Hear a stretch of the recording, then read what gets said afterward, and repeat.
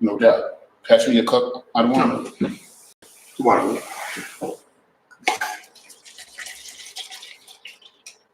I got a bunch. I got like How many albums you got?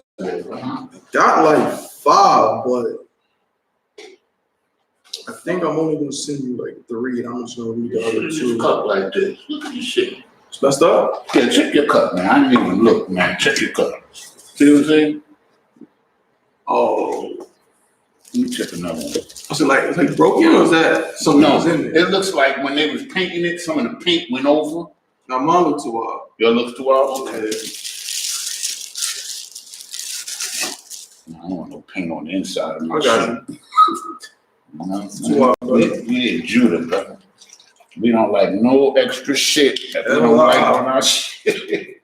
I know I do. Let me just send this to you real fast. So lock All right, I'm gonna say that. So she's still dealing with the motherfucker, right? Slack. You know, you swap. Yeah, just after class, we're going, you know what I mean? Yeah, we build a little bit. All right, that's it. All right, boom. Not delivered. What you talking about? Why you talking about? Tomorrow I have no service. Chill. You sent them already? I'm trying to send one right now, but it's like all of a sudden my phone, like my service cut off. Oh shit. I'm trying right now. Now it should work. Okay. All right, that actually came through.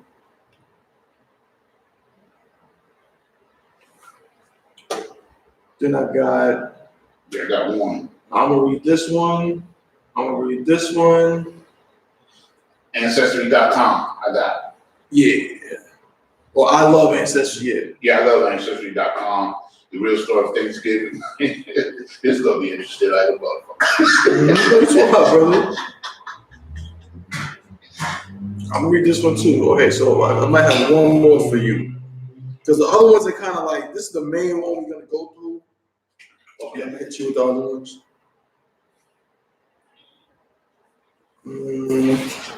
Just worry about that one for now. Okay, worry about that one for now. Salakia, you know what I'm saying? Salakia for the delay. Shalom, Shalom. Yahweh Shemal Shah Barakatah. Yahweh Shemal Shemal Shah. It's the Israelite School of Universal Practical Knowledge. You understand? Out here in Durham, North Carolina. You know what I'm saying? I.S.U.P.K will start out at 1 West, 125th Street, Harlem, New York. You know what I'm saying? As per usual, you know what I'm saying? We like to break down to you a little bit of the origin. We teach the truth according to the Bible. You know what I'm saying? That blacks, Hispanics, and Native Indians are the true Jews according to the Bible. You understand? Breaking down this history that your Christian pastor never taught you, breaking down these facts, you know what I'm saying? Going into all the details that was left out, you know what I'm saying, in your upbringing, whether it be by the Christian church or by America. These are the things you didn't know, man. And again, we're under the leadership of Commanding General Yohanan. If it is not of the I.S.U.P.K under Commanding General Yohanan, it is not the truth. You understand?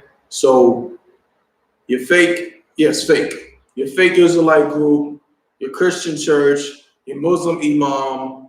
Give me some more. What you got? Your Buddhist monk, your damn, I don't know, your spiritual leader, whatever. Your yoga instructor, I don't know. Whatever y'all got going on, it's not the truth. You know what I'm saying?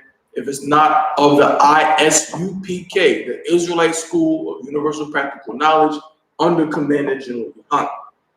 Now that that's out the way, just want to remind you right now, like I said, we in Durham, North Carolina, 2534 South Roxborough Street. You understand? Teaching the truth to our people, man. If you're hearing this, if you're in the area, make sure you slack here. Let me make sure I share this myself. Good, nice. Lock here, 1 second. Okay, I got it. Oh, you got the article? Yes. Most High in Christ. Came right up.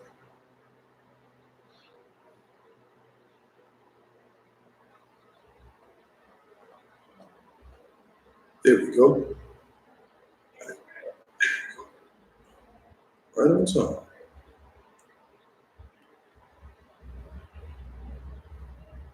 Make sure I share this stream.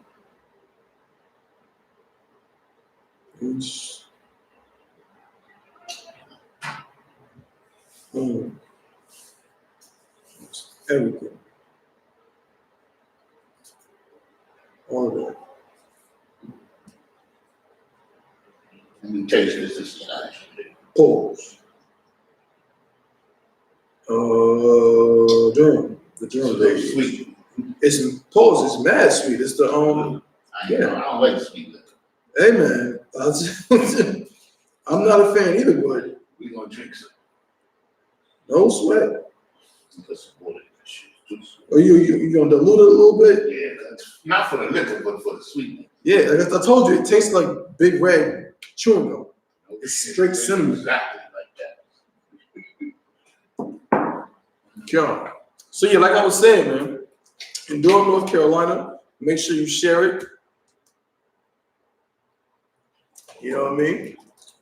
And what we're getting into today, if I didn't mention it, today is the Monday night history class. You know what I'm saying? Police Officer 50,001. You know what I mean? This is the class where we get into, we go not outside the box, you know, we just kind of, we still in the scriptures. We got scriptures we're going to break down. But we like to use some historical documents, some historical evidence to do one of my favorite things, and the thing that I.S.U.P.K has been doing since 1969, and really have been the pioneers, the only ones doing it. Anyone else is imitators, proving that according to the Bible, the oppressor is the devil that the Bible speaks. Right. You understand? The man who's been oppressing us for 400 years, thousands of years, really. You know what I'm saying? The man who is oppression is his middle name. You know what I'm saying? Slavery is his middle name.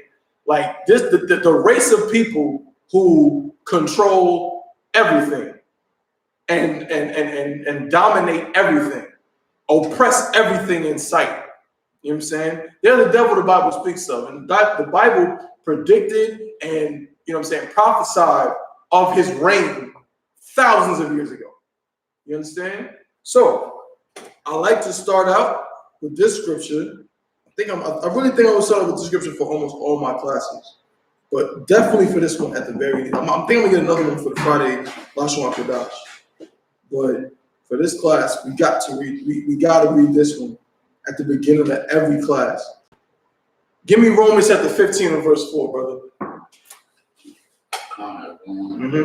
15 and 4. Yep, Romans chapter 15 and verse 4. Let's get that. The book of Romans, chapter 15, verse 4. For whatsoever things, whatever was written, go ahead.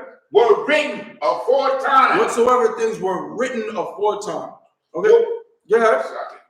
Were written for our learning. Whatsoever things were written aforetime, that means written in the past. Genesis, Exodus, Leviticus, Numbers, Deuteronomy, Joshua, Judges, Ruth, Matthew, Mark, Luke, John, Acts, Romans, you know what I'm saying? 1 Corinthians, 2 Corinthians. All those things that were written aforetime, go ahead. Were written for our learning. They were written for us to do what? Learning. No, they were written for us to go to the church and shout. Our learning. They were written for us just to know that it's there and just go on with our day. Our learning. They were written for our learning. What does it mean to learn something? What does it mean to learn something? If you don't know, look it up. Or better yet, you know what I'm saying, you can paraphrase it. But yeah, that's what you got. To acquire knowledge. Most High in Christ. That is exactly the definition of to learn. I got it right here with the water, brother. Most High in Christ. That's the definition. You use the right word. Gain or acquire knowledge of or skill in something by study, experience, or being taught. To learn something means you didn't have it before, but you got it now. Yeah. The key word is taught. Mm-hmm. That's a key word in that definition, right? That is a key word, by study, experience, or being taught. Because I mean, in what we're talking about, the scriptures break down that you have to be taught it, right? That's a fact. I forgot who it was who said, "How can I know unless some man teach me?" Yeah, it was funny because the other night I was listening across the line radio. It was this dude. He knew Greek. He knew everything. You know what I'm saying? He knew scriptures, everything, but he was never taught. So he was a dumbass. Right. No sweat. Give me, read that from the top one more time. The book of Romans chapter 15, verse 4. For whatsoever things were written aforetime were written for our learning. Now give me Acts chapter 8 and verse 30. This is the one I just mentioned. The book of Acts chapter 8, verse 30. And Philip. That's it? Yeah, okay.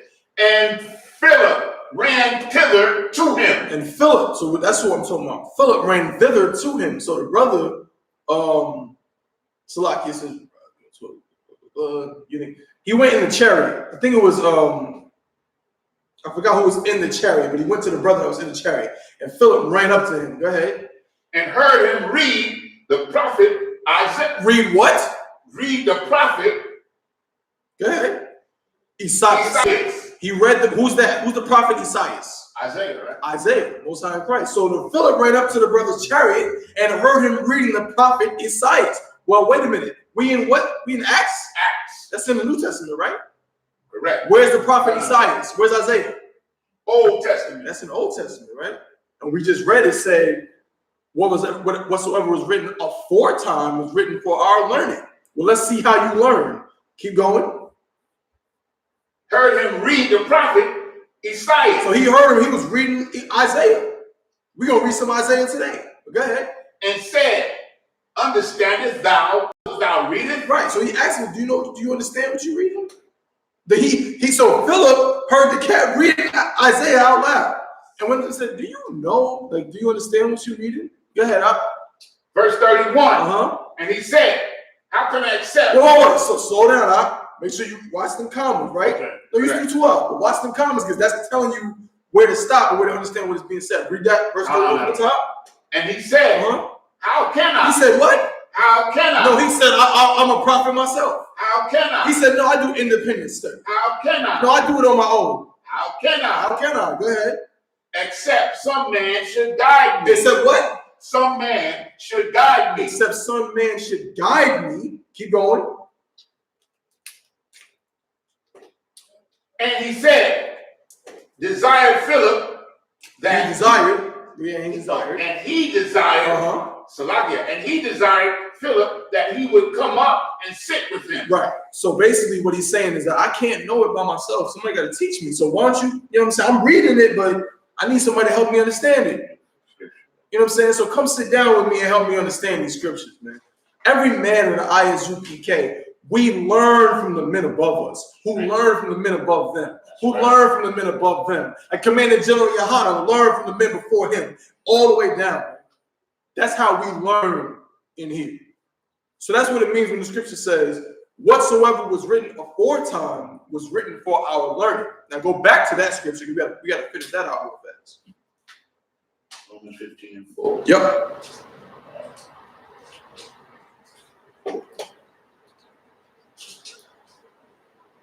For whatsoever things were written aforetime were written for our learning, that we, through patience and comfort of the scriptures, might have hope. Right. Most High in Christ, man. That's why in the I.S.U.P.K, we read what was written aforetime. That's why we read the history.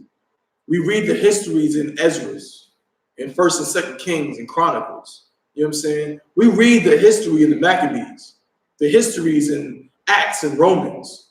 These are the histories of our people, our ancestors. And we read them so that way we can do what? To learn. To learn, but so we can teach others. So we can teach others to do what though? Why is this information beneficial to us? This happened thousands of years ago. To save our brothers and sisters from. I'll take it.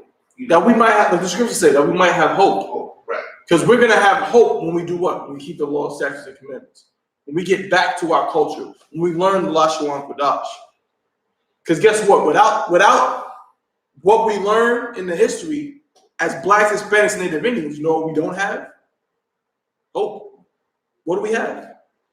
We have no hope. We have literally nothing to go on. We don't have a military. We don't have the firepower of the other nations. We don't have the numbers. If we had to rely on just what we have now, we're lost. We're done. We're done. But if we read the scriptures and we learn about our relationship to the Most High, and we get back to ourselves, back to our heritage and our culture, now suddenly we have hope. Most High in Christ. You know what I'm saying? That's why this history class is so important. You know what I'm saying? Again, as with all our other classes, you know what I'm saying? But here, this is where we learn about what was written aforetime. Select it, brother. Shalom, brother. Come. He's reading for me though. Is that 12? Come. No sweat. Come. I'm teaching as we speak though, so. Come. I'll give him a little quick brush up. Come.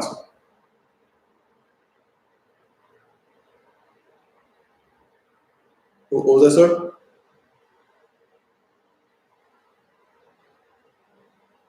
Slide, so you hear me?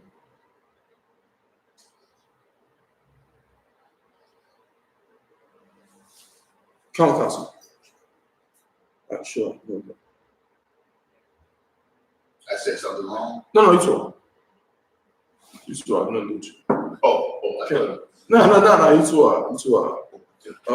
Where's we at? Yeah, so today we're gonna get into, man, what we got? We got, woo, man. What we got? What is just about every Black, Hispanic, and Native Indian who's not in the UPK? What are they gonna be doing this Thursday? What's going down? What you got, brother? Eating Thanksgiving dinner. They gonna be eating some Thanksgiving dinner. Most of us know about some Thanksgiving dinner. We've been there. You know what I'm saying? Yeah. Brother asked me in the store, was I looking forward to Thanksgiving? And I told him that I don't participate. And then he gave me the number one answer that Black people always use. Is I just look for food, brother. I just go for the food. That's the number one. If you ask brothers about Thanksgiving, that's the number one answer that you're gonna get. Right. It's the food. We look forward to getting together, eating that food. You know what? That is, it's a good thing. It's not a good thing, but I understand why they say that, and it's heavy. Because it's why they say that. Because at the end of the day, you know what that is the answer of? A goddamn slave. Yeah. That is the answer of a slave. Like, imagine being, and don't get it twisted. I got to do a breakdown on slavery. I think some people, they don't understand it, right? They don't understand the mechanics of how it was, right? But imagine you a slave in 1822. You were on a plantation, and today is Sunday, and according to white Christians, that's the Lord's Day. So on Sunday, you might get a day off. Or maybe it's Christmas. Or maybe it's Thanksgiving. Or maybe it's some other holiday. And you might get a day off. And so they tell you that on that day, that's when you go and celebrate. That's when you go and eat this kind of food. That's when you go and mingle with the people. And you go have a nice little thing. And you say, well, I'm just glad we got a day off. It's just nice to be able to get away from cotton and sugar cane and this and that and go and just have a nice day. That is the answer of a slave. Hey, I'm just here for the food. This is the day where I can eat some good food. I can get off work and go and eat whatever the hell somebody is cooking. Because any other day of the year, I can't get it. You understand? That is the answer of a slave. You understand? And this whole Thanksgiving thing deals a lot with slavery. You understand? It deals a lot with being in captivity. This whole holiday and the fact that Black people, it disgusts me, man, that Black people and Hispanic people and especially Native Indian people, man, that's great, on this week are going to celebrate this day. And understand, this is a national holiday. This is not some fly-by-night thing. No, this is a national holiday. The U.S. government has designated this day to where most people in the United States will have this day off. Most people. Some people in certain industries, certain food industries, fast food, might work that day, but it'll probably be limited hours. Most of America will get that day off. Most of America will treat that day as a holy day. That's how they treat it. I'm not saying it is one. That's how they'll treat it. But the history of the day demonstrates the reality of your own captivity, Black man, Hispanic man, and Indian man. You are a slave in America, and you've always been one. And you going out and grilling out on Thanksgiving Day, or you know what I'm saying, Salakia. You know what I mean? Or going over to grandma's house. Just sitting around a big table with the yams and the mac and cheese. Oh man, I remember that mac and cheese. You sitting around that, and you, again, like we said the other day, you don't make that stuff no other day of the year. Maybe you make mac and cheese, but no, you ain't eating turkey. You damn sure ain't buying no goddamn cranberry sauce. Like all that, ain't none of that stuff got nothing to do with any other day, but on that day you have to have it. You understand? Man, the Most High is not pleased with us, man. That day is wicked as hell. It's not of the Most High. So let me get a scripture real fast, and we're gonna jump into that article. All right. So first, let me see real fast. Salakia.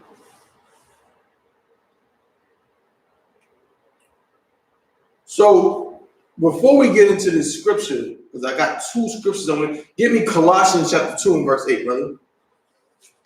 Colossians chapter 2 and verse 8. So the first question I have, why do we celebrate Thanksgiving? And don't give me, we're going to get into some history in this class today, but I'm asking you personally, if you're online in the chat, let me know. Are you in the class, right? Why did you specifically celebrate Thanksgiving? Trooper, why did you celebrate Thanksgiving? I know in your life you've celebrated Thanksgiving, correct? Right. Why did you do so? For the food, man. For the food, but I'm saying, like, as far as you, when did you become aware of Thanksgiving? When I was a kid. When you were a kid, you became aware that there was a holiday called Thanksgiving, and yes, right. Do you remember how old you were when it happened? I must have been about 8. Mm-hmm. And we fell for the game. Right. You know, like the holiday build up. Mm-hmm. You know, and I come from my family was poor as hell. Mm-hmm. So when we got that food, that was some special shit. Right. I'm telling you. No sweat. No sweat. But we were. Well, who introduced it to you? My school. I remember in school, like we used to do these little. They used to have this turkey. We used to put his legs on and all that shit. Right. So your school introduced it to you. That's the first thing that right. came to my mind. But in your household, had you been doing it? Yeah. So you were, Salakia, brother, you were poor, right? Yeah. But in your household, you had been doing it, but you became aware of it around age 8. Yeah. You became aware of, like, okay, this thing is called Thanksgiving. Yeah. I might have been 6. Right. I know we had this little turkey. I never forget that shit. Mm-hmm. And we used to have to put his legs on and shit, and his tail and his neck right. and shit. Right. No sweat. But and this was around Thanksgiving when they did that. Got you. I never forget that. Right. So again, it was the same for me, right? So it's a thing where, like, it's crazy because, like, I got, like, photographic memory, right? You know what I'm saying? Certain things, right? You know what I'm saying? I'm like the $1 million man. You know what I'm saying? Like Lee Majors. Like, I just be seeing stuff right from when I was a kid. I just never forget. One day I remember the spot I was standing in my apartment in Queens, and I saw my mom and my grandmother, and that's when I became aware, like, oh snap, this is Thanksgiving, right? But it was already I don't want to give you the word, but it was already happening. It was happening every year. I just wasn't really aware of it until a certain age. But right, so so it's literally been happening all your life. What does that mean? So that means where did it come from? It was a tradition. Most High in Christ. It was a tradition. That's the word. It was a tradition. Because you don't even know, no one ever sat you down and said, son, this is Thanksgiving. It was started by the Pilgrims back in 1870. No one ever did that. All you knew was you woke up one day out of when you were a kid, you don't even know each day is like, what the hell is going on, right? Yeah. That's why I said when I was about 8, because when I was about 8, that's when they started telling us the bullshit story in school. Right. Because my mother never told me that. Exactly. You know, but the school told us, yo, the Pilgrims exactly. came and they got together and they had this great big dinner. We gonna get there, right?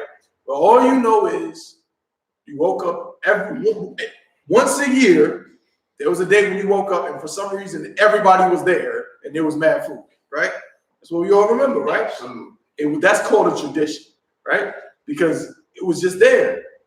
And you learned it from your mother, who learned it from her mother, who learned it from her mother, who learned it from her, and so on and so forth. From your father to your father's father. It's a tradition that's passed down to where you don't even think about it. It's just there. You understand? We got Colossians 2 and 8. Yes, sir. Go ahead and read that, Doc. The book of Colossians, chapter 2, verse 8. Beware lest any man spoil you through philosophy and vain deceit. Don't let any man spoil you. Don't let any man destroy you. Don't let any man steal from you. Rob you. Basically a word that's denoting that, you know what I'm saying, nutrients have been taken from it. So don't let any man spoil you. Read it from the top. Beware lest any man spoil you through philosophy and vain deceit. Through philosophy and vain deceit. They rob you with their philosophies and their vain deceit. That happens literally every Sunday. Every Sunday, a black man is robbed because of vain deceit. A black man puts money in the collection plate that's going straight to somebody else's pockets because of vain deceit. You understand?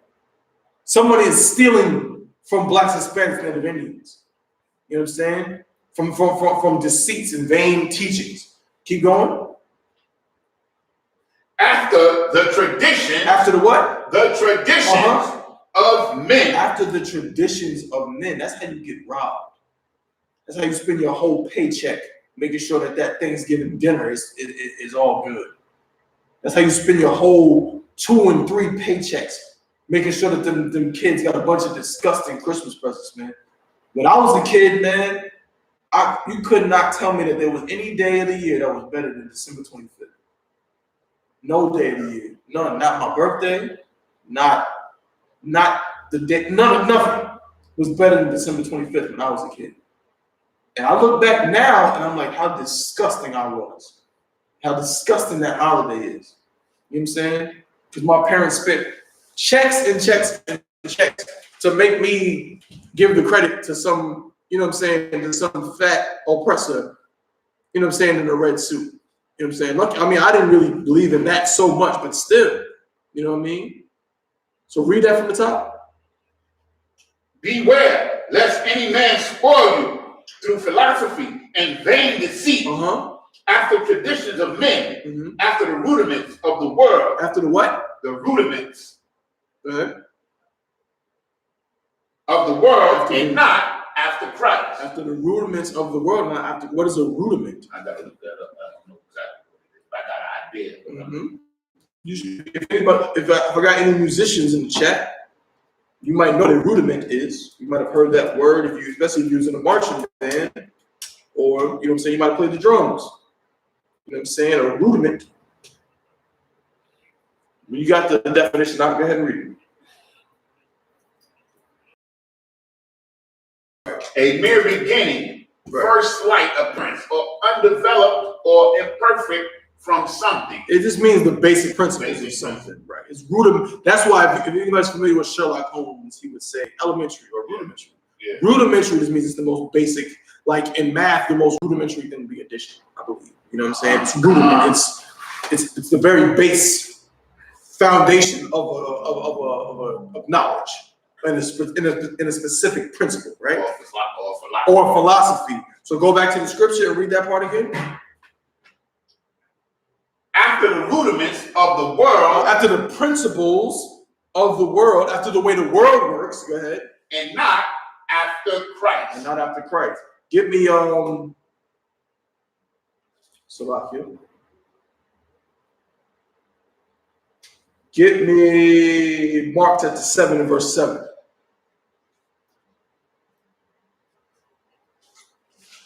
The book of Mark, chapter 7, verse 7. Howbeit in vain do they worship Actually, me. hold that. No, you swap. But just hold that and jump to the article. Let's get back to that in a second, because that's going to expound on what we just read a little bit more. Hold that, go to the article. Salaki, my bad.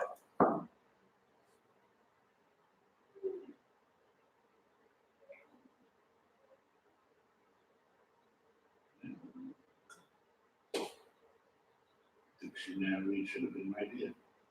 Okay, I gotta go back. Open it again.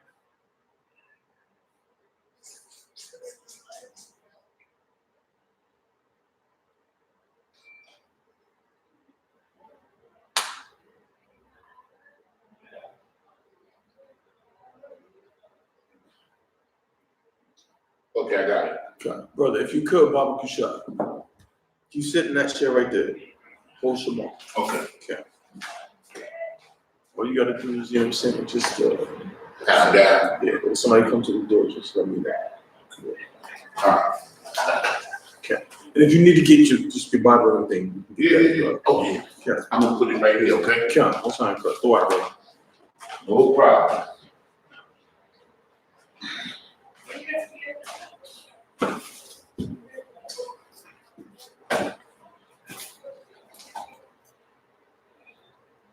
Did you get the article? Yes. Okay. So we're gonna get into this history of Thanksgiving. All right. Again, I got a few things we're gonna just run through it. But go ahead. Read. Give me the top of that article, brother. The real story of Thanksgiving doesn't have quite the same fuzzy feeling associated with it as the one that the Indians and the Pilgrims are sitting down together at a big feast. And this is common knowledge, man. This is what's commonly believed. Even if now some different things are coming out. I remember when I was a kid, I'll never forget. Like the brother brought out like the turkey, right? We all remember the little things from when we were kids, right? Little images that are just stuck in our mind. I'll never forget. I was in, it was first or second grade. It was one of the two. I'll never forget that in this classroom, there was a poster on the wall of a Native American teaching the Pilgrims how to plant. I remember that shit. Right. We had one too, like right. And it said something about Squanto teaching or whatever, right?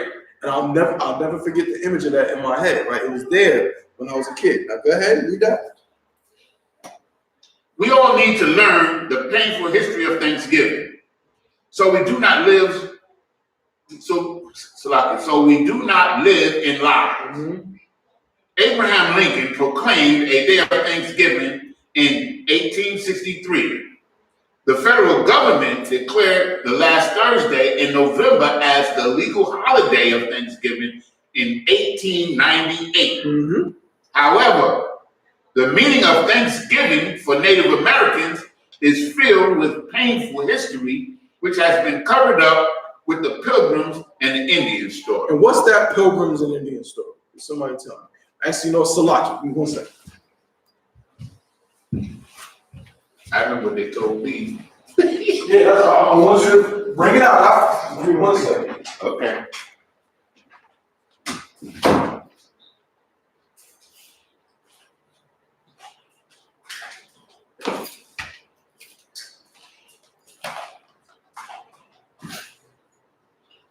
Is it all right to have strong on Shema?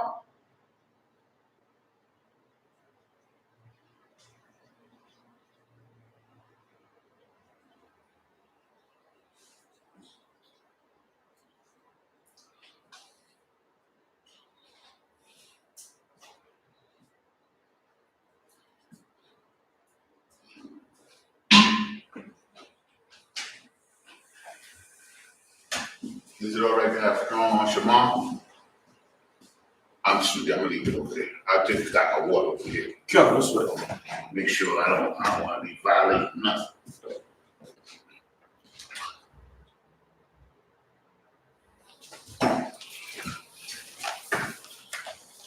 Salaki.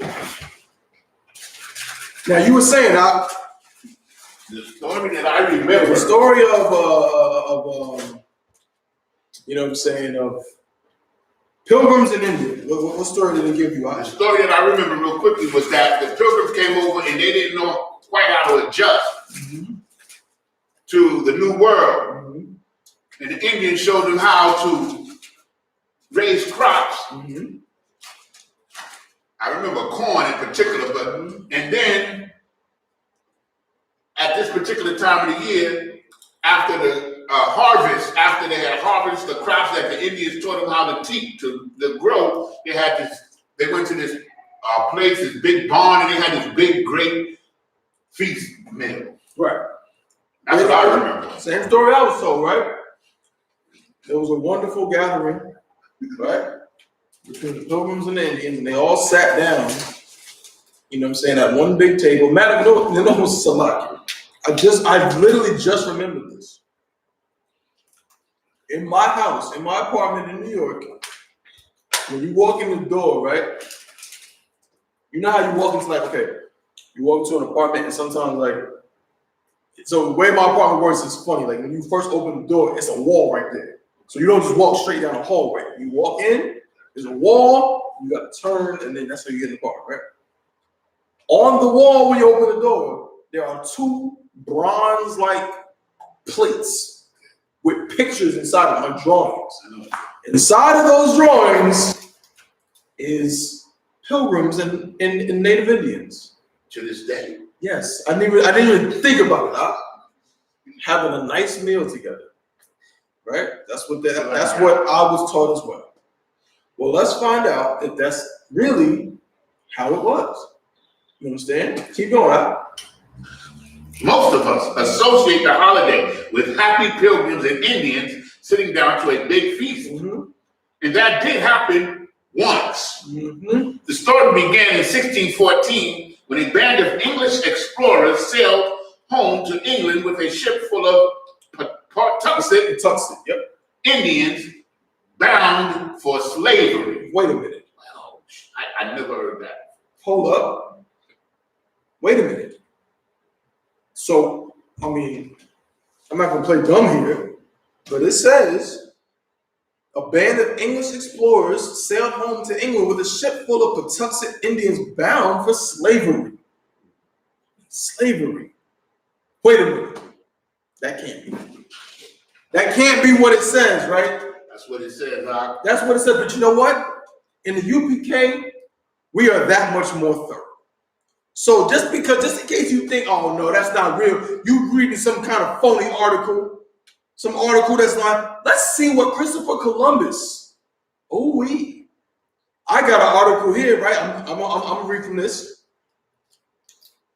You know, Christopher Columbus kept a diary, just like a little girl, right? Christopher Columbus kept a diary about his escapades when he came to the Americas. And we're gonna read out of it, and let's see some of the things he said and see if this coincides with history. They have it online. Yep. Oh, this is readily available. Okay. Right? So this is Christopher Columbus, the untold story, right? This is some excerpts from his diary.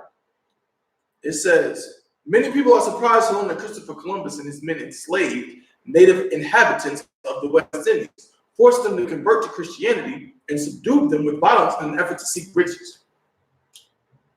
Right? It tells you, if you're skeptical to read down, it says, I want to get to the part that I need real fast. Salakia. He talks about the riches and pearls, because basically they set up. That Christopher Columbus was actually commissioned by the Spanish government, right? We know that. That part we know. By the queen, by the king and queen, right? And he was Italian, but he was commissioned by them to come over here. And it shows an excerpt from the contract. He was to be given 10% of whatever he found, right? Check it out. Here we go. It says on October 12th, 1492, the first day he encountered the native people of the Americas, Columbus wrote in his journal, "They should be good servants. I, our Lord, being pleased, will take hence at the time of my departure 6 natives for your highnesses." Right? So he's telling them, he's writing back saying, hey, look, they're going to be good slaves. I'm bringing 6 back with me. These captives were later paraded through the streets of Barcelona and Seville when Columbus returned to Spain. From his very first contact with native people, Columbus had their domination in mind. For example, on October 14, 1492, Columbus wrote in his journal, with 50 men, they can all be subjugated and made to do what is required of them.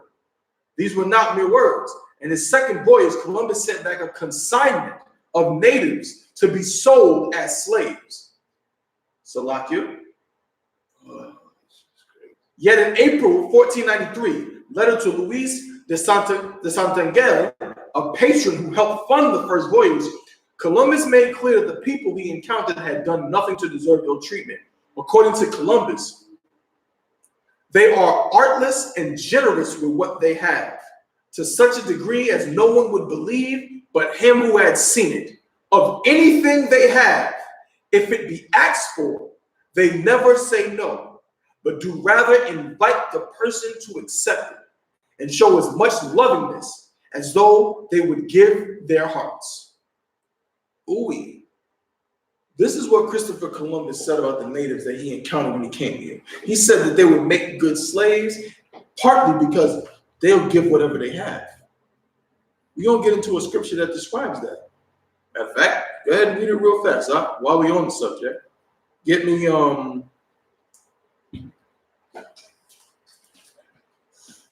give me Psalm 55 and 20.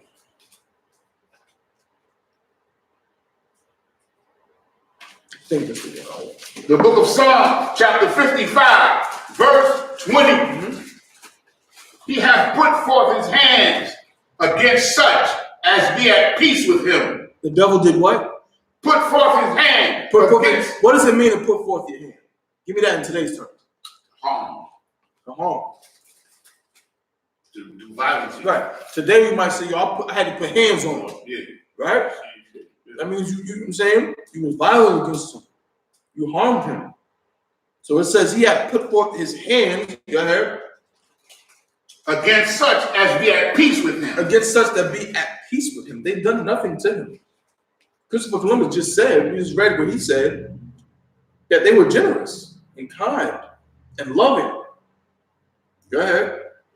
He has broken his covenant. He had broken his covenant. We're going to read about that too. He had broken his covenant. That's something that the devil and the oppressor has done repeatedly to this day. You understand? So now, I'm going to drop this. Go back to the article. Matter of fact, no, let me read this real fast.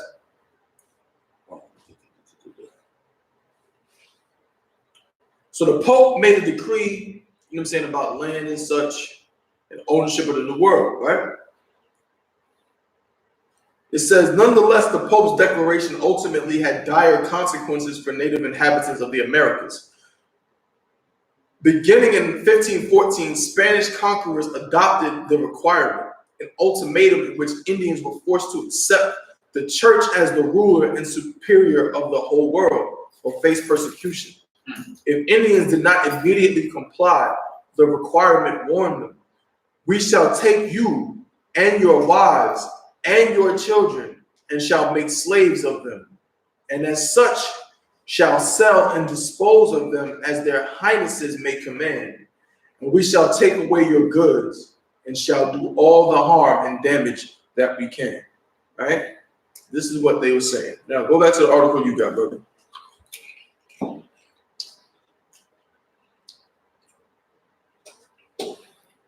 The story began in 1614 when a band of English explorers sailed home to England with a ship full of Patuxet Indians bound for slavery. They left behind smallpox, which virtually wiped out those who had escaped.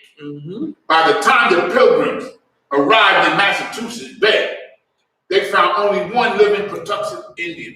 So they wiped them out. A man named Squanto. Oh, snap. That's We about to read a little bit of history on this cat that I saw on that poster 25 years ago. You know what I'm saying? This is off the chain, yo.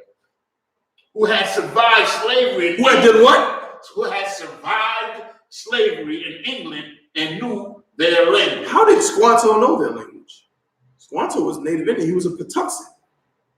How did he know English? Obviously, we're talking about the English, right? Because it says by the time the Pilgrims arrived in Massachusetts, right? So these are English people.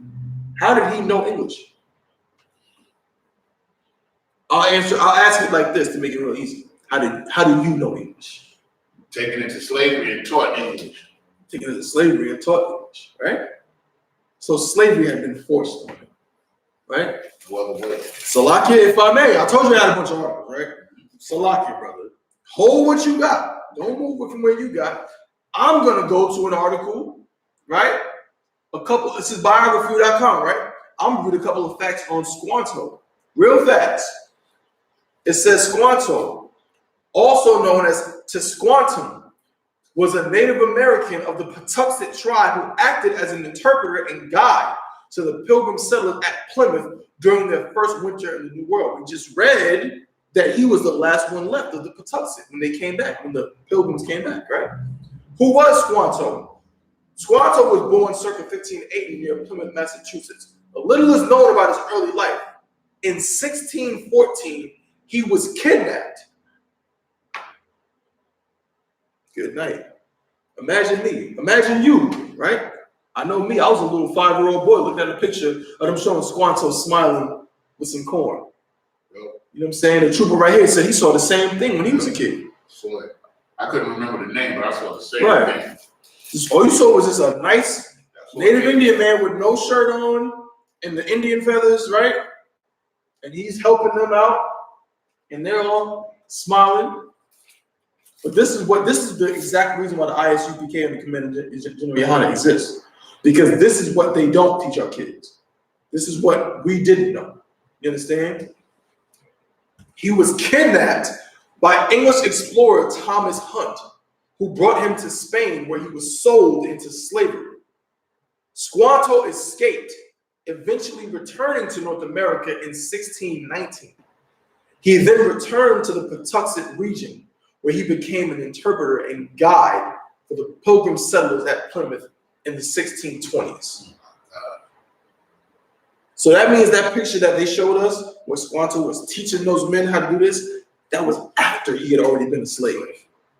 That was after he had already been kidnapped and taken to England and found a way to get back home. Good night, right? It's crazy. Good night. Right. You know what I'm saying? Wow. So lock it. See, Yeah, what you got? if I may, I don't want to.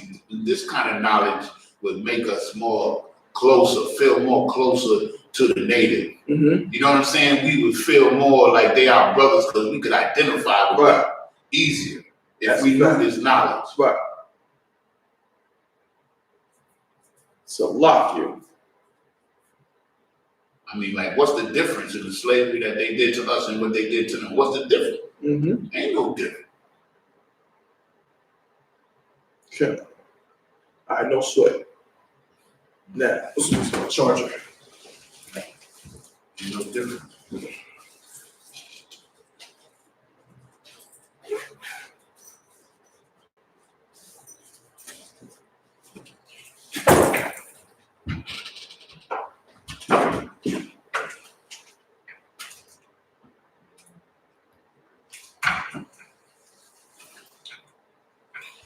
Now, Salakia.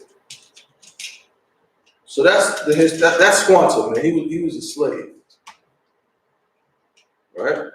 Kidnapped, taken back to England.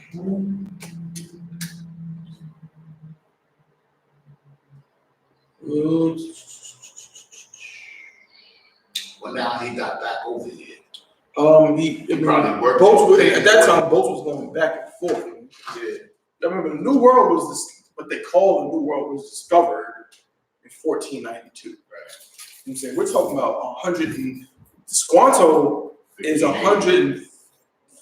So Lockie was born when? That's 89, 90 years later. No, more than that. Yeah, you're right. Yeah. He was born in 1580. That's 100 and no, it's like it's 90 years. Yeah, like 88, 90 years. Like 90 years later. That's the difference between now and 1925 or something like that. Yeah. You know what I'm saying? It's a big difference. So the New World was pretty prominent now. People knew about it. People were going, boats were going back and forth. You understand? So now go back to the article you got, right? But before that, let me ask you a quick question. So Squanto had been a slave, correct? Yeah. If Squanto had escaped slavery, now read the article you had. Now I want you to read from the part where it says, right after that last sentence, a man named Squanto who had survived slavery in England. So he was the last living Patuxet Indian they found. But keep going. He was the only one living Patuxet Indian, a man named Squanto who had survived slavery in England and knew their language. Keep going. He taught them to grow corn and to fish, and to negotiate a peace treaty between the Pilgrims and the Wampanoag nation. Right. At the end of their first year, the Pilgrims held a great feast honoring Squanto, and the Wampanoags put as words. But as words spread, not quite yet. So it says that Squanto was the one who taught them how to grow corn and fish and to negotiate the peace treaty. Why, oh why would he do that? Good. Because he was trained to be a slave, and the slave boy takes Most High in Christ. Get that brother a hand, man. Squanto had a severe case of Stockholm syndrome. Squanto, you want to listen. That's how it works. Once you get taught how to be a slave, you get taught how to think that there's an element of humanity in your oppressor that evidence shows is not there. Like, oh, well, if I be good and teach them how to grow crops, how to plant corn and how to fish, they'll treat me good. This is the mentality of Martin Luther King, man. This is the mentality of those people who tell you to join your oppressor, right? Squanto, a Native Indian, could you believe it, right? Because black people, we think that we got nothing to do with them, all right? But Squanto, like the scriptures ask, is he a homeborn slave? That's what Squanto was. He had been raised up to be a slave and to look out for his oppressor. You understand? Keep going. He taught them to grow corn and to fish and to negotiate peace treaty between. At the end of the first year, the Pilgrims held a great feast honoring Squanto and the Wampanoags. But as word spread in England about the Christ to be found in the New World, religious zealots called Puritans began arriving by the boatload, finding no fence. Oh, shit, it just disappeared. Okay, I got it. Finding no fences around the land, they considered it to be public domain. Finding what? No fences around the land, they considered it to be public domain. Well, since there's no fences around it, it's mine. It's mine. That's what that means, right? Now you understand why why the POTUS is trying to put fences around America. Why he's trying to build walls. Because he remembers, he knows, you know what I'm saying, they know how they got this land. We just read the scripture that said that, you know what I'm saying, he basically puts hands on those that be at peace with him. They were welcomed with open arms by Native Indians. You know what I'm saying? Taught how to grow this and how to do this, how to survive the harsh winter. But they figure, well, I mean, if there's no fences around it, I guess it's mine. You know what I mean? I guess I can just go ahead and take it. You know what I'm saying? But that's how the oppressor is. That's how he conducts himself. Not just in land matters. That's how he conducts himself in business, in real estate. That's how he conducts himself throughout the world. If there's no fence around it, it's mine. I'm taking it. You know what I'm saying? his mentality is that the nicer you are to him, the easier it's going to be for him to destroy you. He's not thinking, oh, well, since they're nice to me, let me, you know what I'm saying, let me be nice back to them. That's not what he's thinking at all. He's thinking, if you're so nice to him, then that means you're easy to conquer. He's always thinking conquer first, destroy first. He has to win at all costs. You know what I'm saying? That's what he's thinking. So when he sees that, oh, you're weak because you're trying to feed me? Like, I don't know how to survive the winter. And you want to help me learn how to survive your winter? I mean, it's like guerrilla warfare in reverse. Guerrilla warfare is all about what? It's all about knowing your terrain and the element of surprise and knowing how to, like, oh, wait a minute. No, them cats is going to die out here because they cannot feed themselves. They're not familiar with this land like I am. You know what I'm saying? So I'm gonna go over here to this little corner where he don't know where it is, and I'm just gonna watch him, you know what I'm saying, walk through a field of sharp, you know what I'm saying, shrubbery and bleed out, you know what I'm saying, and kill himself. To this oppressor, he's thinking that. Like, wait a minute, why aren't they just letting us die? Why are you helping us? Oh, you want to help me? You're weak. No sweat. Well, as soon as I get on my feet, thanks to you, you're dead. You understand? That's how he thinks. Keep reading that article. But the Pequot nation had not agreed to the peace treaty Squanto had negotiated, and they fought back. And they did what? Oh, Salaki, I skipped something.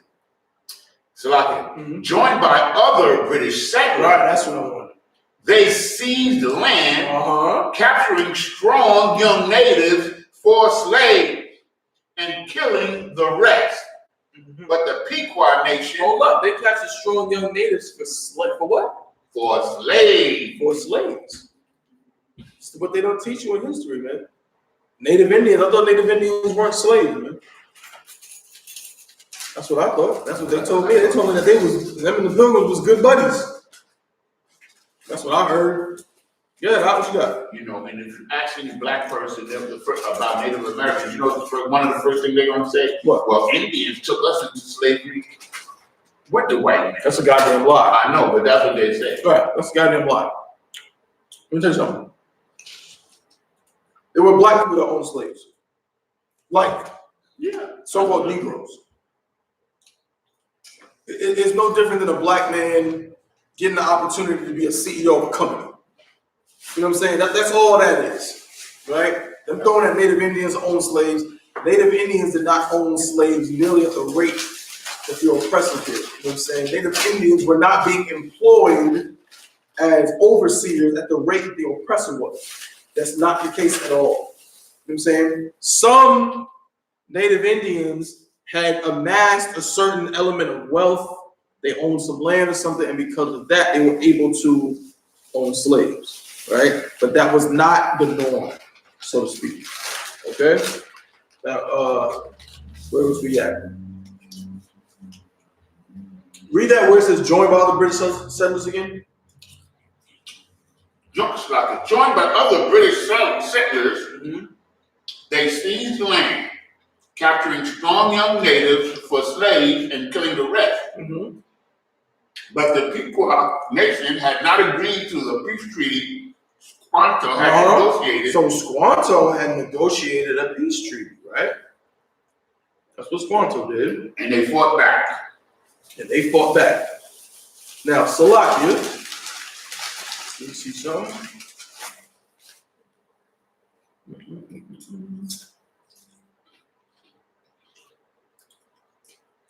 I'm not going to read this whole thing, but here's a small article. Again, I have to look up a bunch of stuff.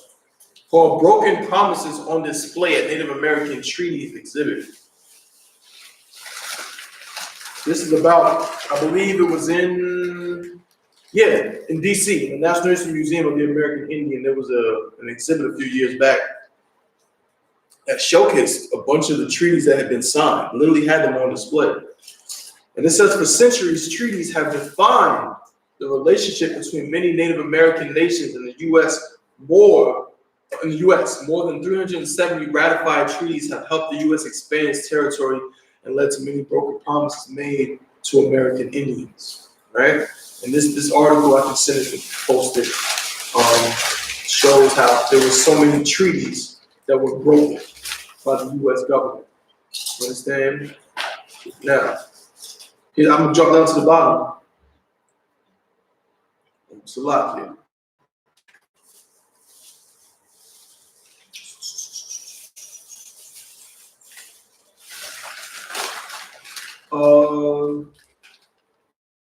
Where am I at? California Women Christians, that's right, for the treaties.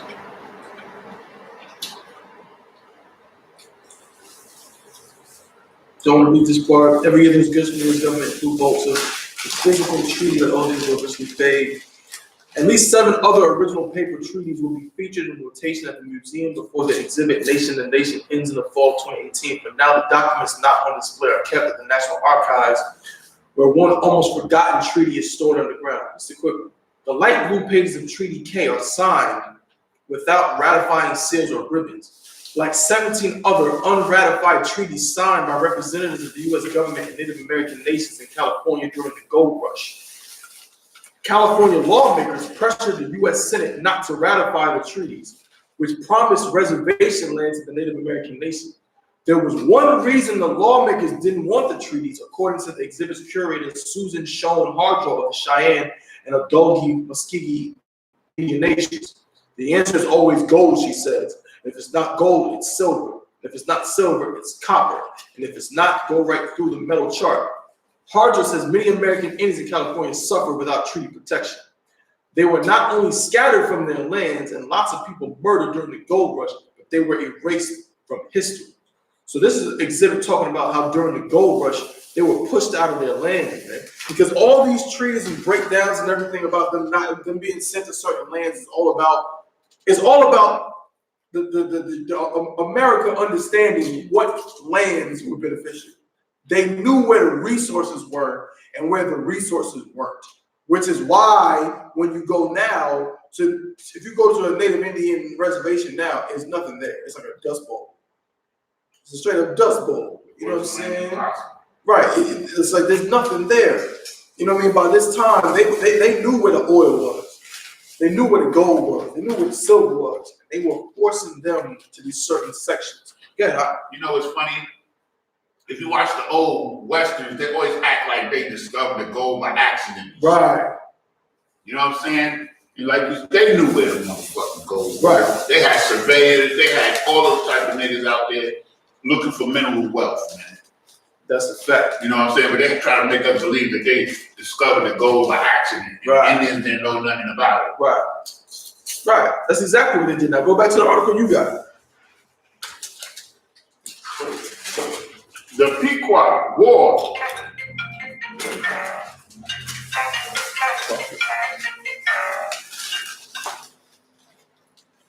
Right.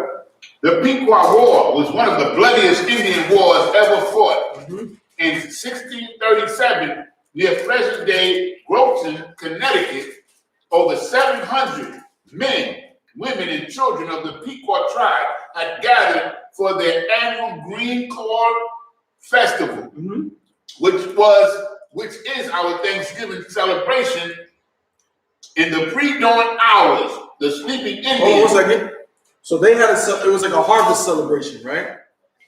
This is where certain aspects of our Thanksgiving, or what, not our, because we don't celebrate that garbage, American Thanksgiving comes from. Again, think about some of the things that are eaten during Thanksgiving. Squash, pumpkin. These are things that they learned about from the Native Indians, right? And the Native Indians would celebrate them during their harvest. And during this harvest is when this attack took place. Oh, wait, don't that change the dynamics of Thanksgiving just a little bit? You understand? Go ahead, brother. The tribe had gathered for their annual Green Corn Festival, which is our Thanksgiving celebration. In the pre-dawn hours, the sleeping Indians were surrounded by English and Dutch mercenaries. English and Dutch mercenaries. Why does that make sense? Somebody who knows a little bit of history. Yeah. The white man always used murder and paid troops to do the killing for them under the guise of war. And they still do it to this day. Right. But so, where was we at? But this is two different nations working in conjunction with one another. Right. Right. Now go back to what's the Pequot War. The Pequot War was one of the bloodiest Indian wars ever fought. In 1637, near present-day Groton, Connecticut. So we in Connecticut, right? Yeah. We in Connecticut, right? Okay. No sweat. Let me check something real fast. I'm curious. Not far from New York. Oh! Brother, I think you see why I'm asking you this question. I think you kind of starting to see where I'm going. Groton,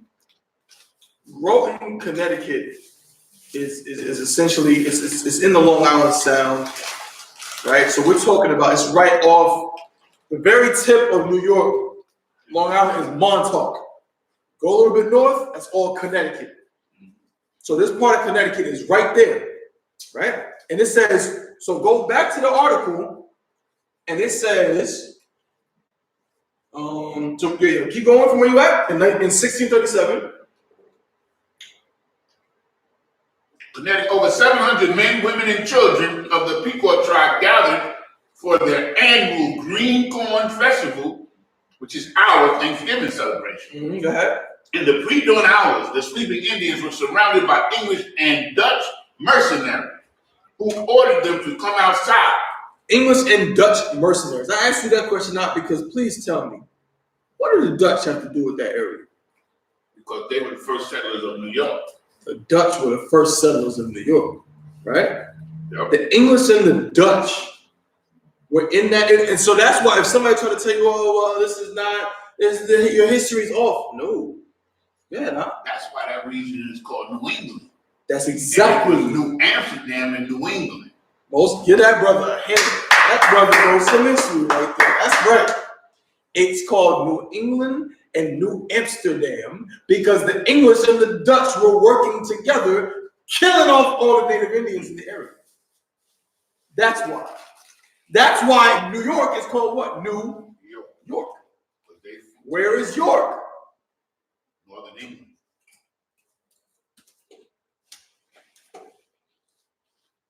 It's a lot, dude. Yeah, York, Pennsylvania too, brother. This is some good shit to know right here. The puzzle was coming together more and more.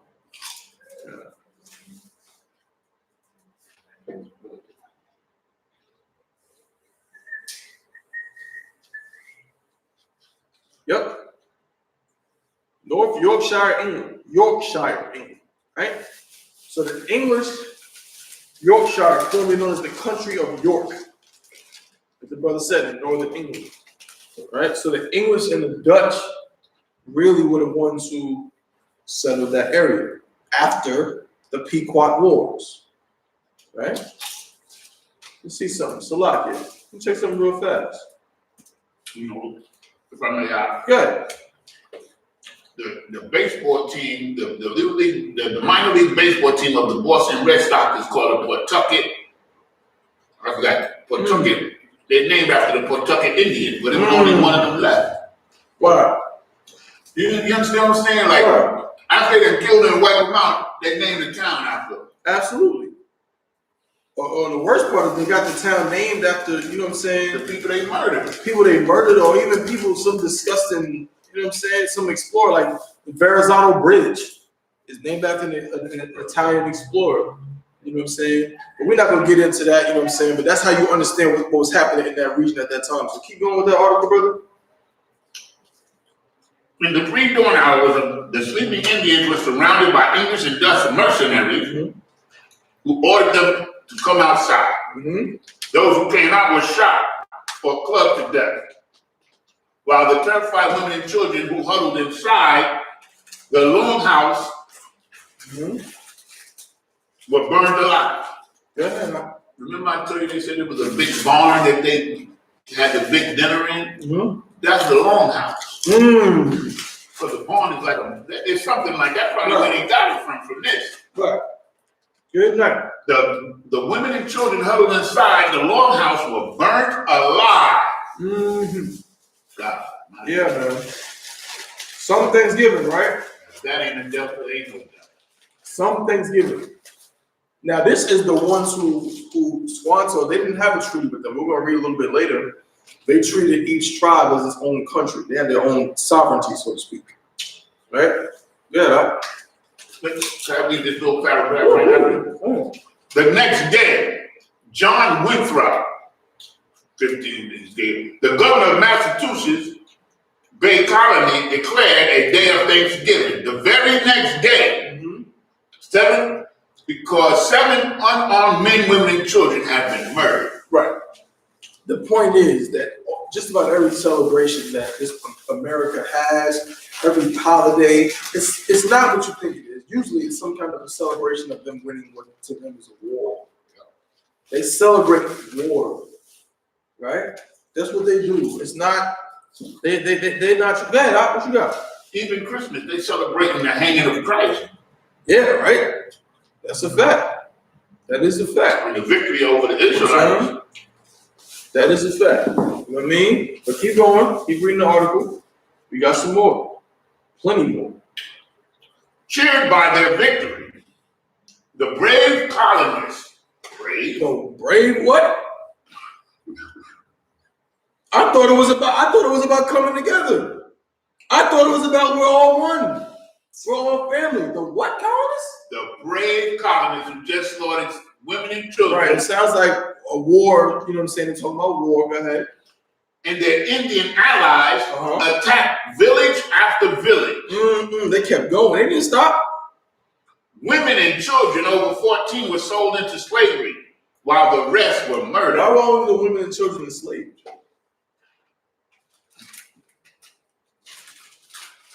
They killed all the men. Why did they do that?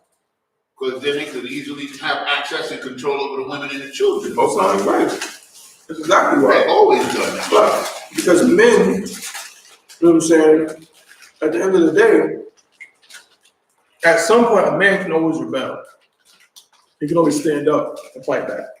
But if you kill off all the men, you don't gotta work. The women, they can't defend themselves, especially children. Right? So that's why they did that. You can control them easier. You know what I'm saying? Now, give me First Ezra chapter 8, verse 84. Oh, I gotta figure it out. Yeah. First Ezra? Yeah. In the pocket. First Ezra chapter 8, verse 84.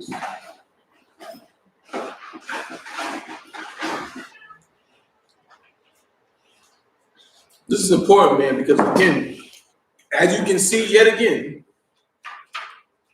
essentially, Salaki, I hate to say it, but that's what it was. A sellout got us hemmed up. Yep. You know what I'm saying? Because he was trained to be a slave. You know what I'm saying? And he was working for the enemy. You said 884? Yeah, First Ezra in the Apocrypha. First Ezra 8:84. The what, brother?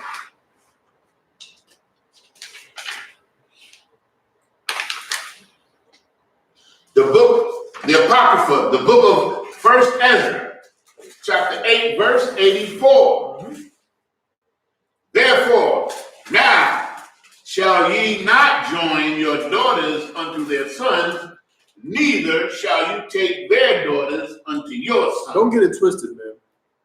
The reason why this happened to us, Native Indians, man, is because the Lord wasn't with us. You know what kind of wicked things we was doing over here? You know what I'm saying? Yeah, we had a couple of our customs still. You know what I'm saying? We might have been wearing some fringes and things like that, but there was other wicked things we was doing, man. You know what I'm saying? We was worshiping, you know what I'm saying, totem poles and animals and things like that, smoking. You know what I'm saying? All kinds of sin and wickedness, man. And when them oppressors came over, again, you think that we just decided just to teach them how to plant some stuff and nothing else? No. We were doing what? Read it from the top. First Ezra.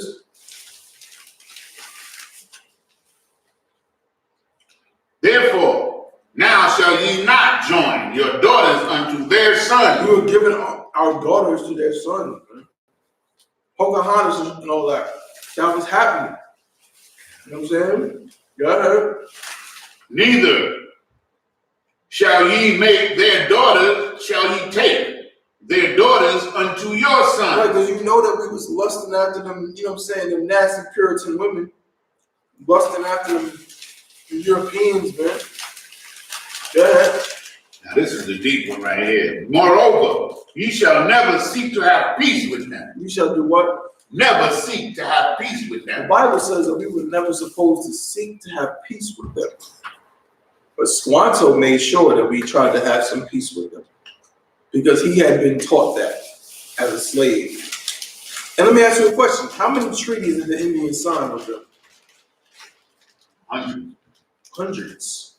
How many of them did the U.S. government honor? None. None of them. Not one. None of them. Seek to make peace with them. But you know what's funny about that? Again, while we having treaties and all of this, and we trying to participate in their systems, does the Asian man, does he join with them? Does he join with America? You know. You sure? I mean, economically he is. Well, I mean, he spends a U.S. dollar. Yeah. Let me ask you a question. But he wants to keep separated. Does he vote? No. Hell no. Does he go marching in the streets? Does he go march on Washington? Like, why are we not getting this and that? No. No, he does not do that at all. You know what I'm saying? He doesn't give his strength to another nation. That's what we do. We do that. We seek to join with them, to be just like when they came over here. When they came over here, we wanted to do what? Oh, here, let me show you how to do this. Let me help you out. Let me get you, right? And what we get for that? Destroy. Kill. We read the scripture that said, you know what I'm saying? He turned to him who has peace with him. Right. So then this is a pattern we continue. Squanto continued it. You know what I'm saying? We signed treaties with them that they dishonored over and over and over again. Black people in America, we don't have to mention Martin Luther King, man. We tried to join with them. And then you ever notice that, right? We always in the streets. We always marching. We always voting. We're always in the public sphere. We're always trying to get, let me ask you a question. Have you ever heard of an Asian person complaining about there not being an Asian president? Never. Never. Never. No. Have you ever heard an Asian person complaining about we need an Asian mayor? No. We need more Asian politicians. Never. Asian senators. Never. We need more Asian governors. Never. Yet, there's a Chinatown in every major city. Yet, there's a Chinese restaurant on your block, on my block, on everybody's block, in every neighborhood, in every ghetto across America, in every project. If you go to the projects usually got like 4 corners, right? Or 4 blocks, right? This block, this block, this block, this block. There's a Chinese restaurant here, here, here, and here. How the hell did he get that? How did he get that if he's not going out and voting? Why is it that, you know what I'm saying, so the Korean man is owning all the nail shops? How? Are the Koreans picking? Go ahead, Al. What you got? Only thing I can think of out of one is the 83rd Psalm, that they're in cahoots with one another, and we're the economic footstool for all of these nations. I understand what you're saying, but again, they are in cahoots, but where's the evidence? I mean, in terms of practically speaking in front of us, right? We know that black people march. We know that black people are on TV. We're often talking about we're treated this way. This happens. This is wrong. This is what's going on. This needs to take place. You know what I'm saying? We're constantly trying. We are more in the politics After the so-called white man in the politics, we right after him. Right? And the so-called Hispanics. And we have the most representatives. And the most representatives. And ain't got shit. I mean, Salakia, brother. You gotta tell me what's going on. You know what I'm saying? I mean, damn, Africans are selling all the goddamn, you know what I'm saying? I thought boosting was illegal. I thought you can't just go outside and just set up a shop, put out a table and start selling stuff. But they selling what you got out? I don't know about other states, but in New York, as long as it's under the guise of religion, you can do it. Oh, you see?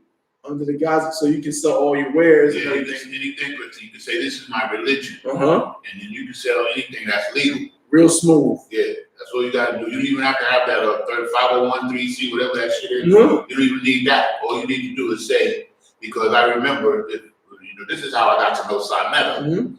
Because there's this police officer who used to run up on the brothers, and his name was Santos. And he used to run up on the brothers and take their shit on 125th Street. And then Sinetta and them got wise to what was going on. Right. And they started using that too as reason for them to be able to be out here. Gotcha. Don't sweat. A 501c3 is different. A 501c3 is more about an organization's ability to collect money from its members so it can write off taxes. That has nothing to do with buying stuff or anything. To be honest with you, that's so that you don't end up like fake Israelite groups who get raided by the FBI, right?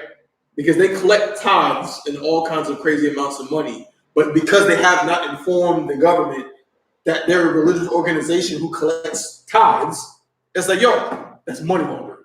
That's how you end up in jail, right? That's all that is. See, I didn't know that. Right. The 501c3 that's all that is. It's just so that way you are alerting the government that we collect funds because we're a religious organization. You keep them off your track too. Right. There's nothing more to it than that, but that's neither here nor there. But yeah, you understand? But everybody else got that piece of the pie, but they don't do this. Read that scripture from the top again. This was our problem from day one. This was Squanto's problem. This was the Native Indians' problem. And y'all thinking it's a beautiful thing that we sat down at a dinner with some disgusting pilgrims. But there's nothing beautiful about that because all we got out of it was getting destroyed, was getting put on reservations. You understand? Go ahead. Therefore, now shall ye not join your daughters unto their sons, right? Neither shall ye take their daughters unto your son. Moreover, ye shall never seek to have peace with them, that ye may be strong. That ye may be what? Strong. That ye may be strong, man. You know why? Yeah. You know why the Native Indians fell? The Patuxent and the Sioux and the Pequot? Because they didn't follow this. Right. If the Lord is not with you, none of that other crap is going to matter. You can sign 1,000 treaties. It will mean nothing. You can sign 1,000,000 documents. It will mean nothing if the Lord is not on your side. And the only way to have the Lord on your side is to do what? Keep the law, statutes, and commandments, man. Read that last part again. That ye may be strong and eat the good things of the land, that ye may leave the inheritance of the land unto your children. Right. Forevermore. Ooh, wait, now imagine if our brothers and sisters in the tribe of Gad, man, you know what I'm saying? If our brothers and sisters were similar Indians, if they knew that if they was following the law, statutes, and commandments of the Most High, they wouldn't have to worry about nothing. Because the scripture just told you, don't join them so you can stay strong and eat of your land. Now the so-called oppressor is eating up all the corn in America. If there's any buffalo left, he's eating them. That's fulfillment of the prophecy. You understand? Your land is now being overran and all the resources sucked out of it by your oppressor. And you want to celebrate some goddamn Thanksgiving? I cannot wait till Thursday. You know why? Because I cannot wait to go outside of my house and people ask me, why aren't you home celebrating Thanksgiving while I'm eating a Big Mac? While I'm eating whatever thing is not related to Thanksgiving anyway, man. And this is coming from a brother like most of us, man. I celebrated it like we all did. Couldn't wait for it. Like you said, the food be too wild. We know them sisters can cook. You know, a lot of y'all, that's your only day off. Yeah. My ribs are giving me hell, man. Good night. Because I'm not allowing, this is the first time that I'm not allowing no Thanksgiving in my house. Right. Even when I was a Muslim, we still did Thanksgiving. Oh, brother. I did not tell you? Yeah. I told you about the Squano picture. I went to a Muslim school. I went to a school that was literally ran by Muslims from kindergarten all the way to 8th grade. It was all, I tell the story all the time. They were Muslims running the school, man.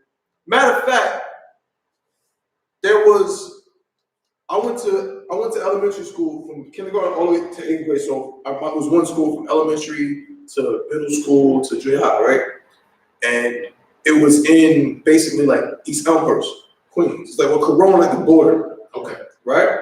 Malcolm X's house that got firebombed was in East Elmhurst, right, near the airport, near LaGuardia. Right? My school was not too far from there. Okay. And it was ran by Muslims, and every year, you know what we did? We had a Thanksgiving meal. Yeah, right. So your actual Thanksgiving would be Thursday that week. We had Wednesday off. But that Tuesday, everybody would bring a dish. And we would have a nice Thanksgiving meal, the whole Muslim school. Same thing with Christmas. We would exchange gifts on Christmas. Same thing with what's the other garbage? Salakia. What's up? Halloween. Halloween, we would dress up. You know what I'm saying? So I'm not shocked when you was Muslim that you was doing that, because this is the first year, because every year, even the 2 years, this will be the third Thanksgiving that I've been down here. Family would come from New York. Right. We would have dinner, and she's down here. She don't have nobody, so she thinks that I'm depriving her of that. I don't give a fuck. Yeah, so no fucking Thanksgiving in my fucking house, and that's that. Wow. That's word. Yeah. Don't sweat. I put my foot down on that shit. How it should be. You know what I'm saying? Hey man, don't worry. I said, if you want to have a family dinner, let's make them come a few days earlier or a few days after. But now I tried to compromise it now. Yeah, like do it a few weeks later. You know what I'm saying? A few weeks before. You know. Just do it because. You know, and another thing, if I may, like the traveling would be better for them. You know what I'm saying? When the truck coming down here on Thanksgiving is crazy. Right. But anyway, no, that's a fact. But what you're saying is too wild. When we read in the scripture, it's like they're tied to that day. They are joined to America. They are joined to that custom. She been giving me hell. I bullshit you. Don't sweat, brother. You know what I'm saying? Where you at, man? I'm holding my ground and I'm not giving in to that. You wild. You still on First Esdras? Yes. Moreover, you shall never seek to have peace with them, that ye may be strong, and eat the food of the good of the things of the land, the good things of the land, and that ye may have the inheritance of the land unto your children. Right. That's why the other nations are prospering, right? Because they understand that separating themselves makes them strong. Yes, they involve themselves in the economic structure of America vicariously. Vicariously, as in they gotta pay taxes. They find funny ways to avoid that too. But they gotta pay taxes, they gotta pay this, they gotta pay that. But when it comes to their social structure, they don't involve, brother, go to one of them. You from Manhattan, so in the Bronx. In the Bronx, is there an Asian section? Not that I know of. Okay. There's a little section up in the northeast Bronx where you got the East Indians got a little place out there. Right. But other than that, I don't, mostly Hispanic, black and Hispanic, gotcha, and a few white enclaves. Gotcha. Well, out in Queens, man, the Asians, the Koreans, it's Main Street, like Flushing. They own it, right? You go to Main Street, you know what I'm saying, over there, and so you got like what's over there? Some parts of Whitestone, College Point, going towards the Bronx on that side. Yeah, Whitestone. They own all of this, right? And guess what? They don't. You would go over there and you would swear you was in Korea. You would swear you was in China. The only thing American there is a McDonald's here, Burger King here, Wendy's here. They don't even have, they have their own banks. Yeah, I know that. They have their own banks on Main Street. They have their own grocery stores. They have their own malls. You walk down Main Street, they sell their own DVDs. Like Asian movies. They got their own Asian movie market, and it be packed. You be seeing them old, they be out there looking like, oh, I'm gonna get the new, oh, that's the new one right there. I'm gonna get that one, right? I'm telling you, they got their own thing. They are separated. You know what I'm saying? Out in India, they got Bollywood. Good. Look at China. Mm-hmm. China was a ragtag country, you know, before and after World War II. Mm-hmm. But when they realized that the white man had done around the earth, they gathered themselves together and they kept the white man out for a long time, until 1974, when Nixon finally went over there. Gotcha. But you understand what I'm saying? So that's just as important. And still now, China got a stronghold. Even still now, China keeps itself kind of separate, like a little bit. Like they deal with, but it's like, that's why right now it's getting real hectic, because they're a crucial piece over there. Yeah. In China, there's a large so-called Turkish population in the northwest part of the country. The Chinese, the ethnic Chinese, keep them motherfuckers separated from them niggas too, and they're citizens. Right. But they're like the niggers of China. I was just reading an article. What the hell that means? You know what I'm saying? So like, read that scripture again. Now let's get back on topic. Oh yes, sir. Therefore,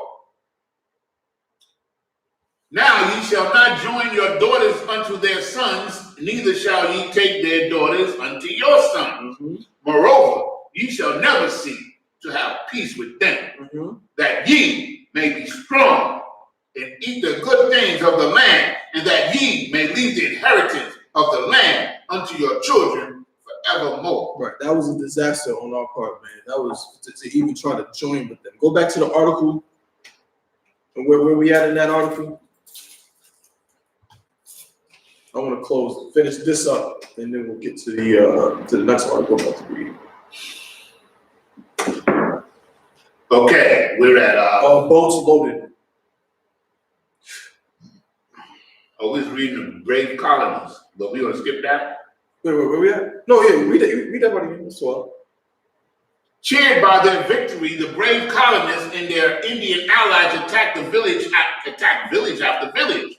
Women and children over 14 were sold into slavery, while the rest were murdered. Boats loaded with as many as 500 slaves. As many as what? As many as 500 slaves. Who are we talking about right now? Native Americans. Native Americans. Boats loaded with as many as 500 Native Indian slaves. Go ahead. Regularly left the ports of New England. Regularly left the ports of New England. If you didn't know, New England is a port city. Boston is a port city. New York City is a port city. Philadelphia is a port city. Baltimore is a big port city. DC, kind of. All your major cities on the American East Coast are port cities that ran up and had large bodies of water that struck into the continent, that struck into the landmass, right? So that way they can transport things, commerce from England over to the New World easily, right? Why do you think, and if you want to get some good history, right? If you want to read up about urban development, why was New York City, why are these port cities, because look at the southern cities, Atlanta, give me some more, Charlotte, some parts of Texas, Louisiana, these port cities in the South, why was their development not as quickly, as rapidly, and as intense as the Northeastern? Because I always wondered that, right? When I moved down south, right? Yeah, I know one reason is because of something what you were saying. The Hudson River is one of the largest waterways in America, right? Goes all the way up to Canada, and that was a main thoroughfare for commerce from Europe to New York to upstate New York, Canada. That's how Buffalo was founded, and those cities up there. I forgot the other city on the Canadian side was founded. That's exactly most sign in Christ. That's exactly what it was. Back in those days, water was like highways.